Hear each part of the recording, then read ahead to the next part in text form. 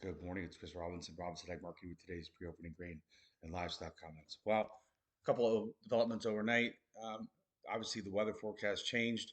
You've got corn down 5 3/4 cents at 457 and a half.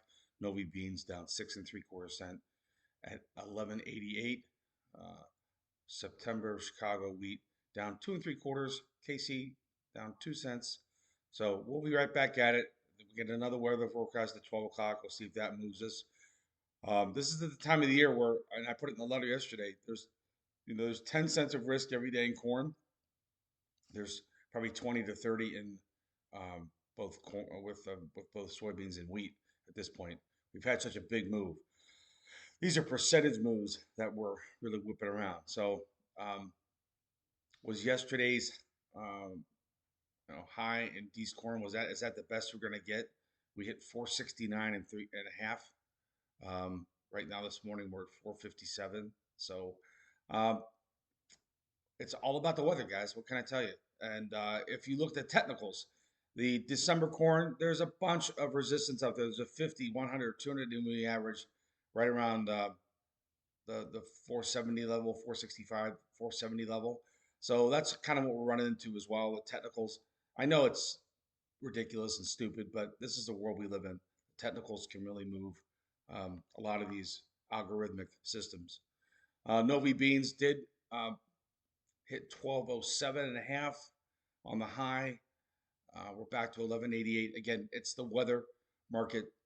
I'm just going to have to ride it out. The two most important settlements this time of the year are Mondays and Fridays, right? How we settle Friday is really going to set the page. So I know it's kind of hard because today's only Tuesday. We got to get through Tuesday, Wednesday, Thursday.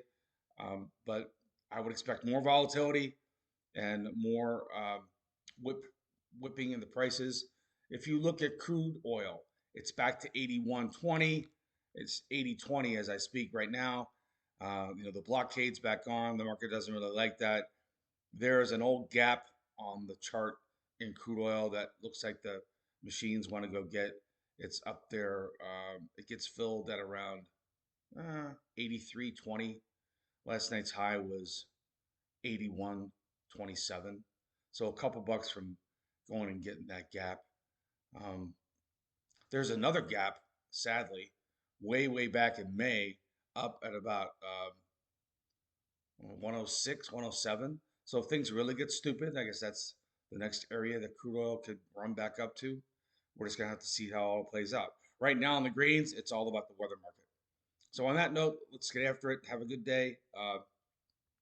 We'll see if cattle responds to lower prices in the corn market.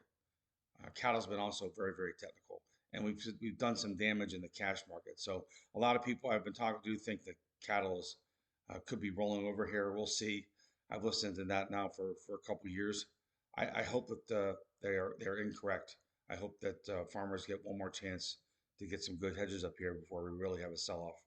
All right, this is Chris. Have a good day. If you're looking for help, give me a call 312-638-8868.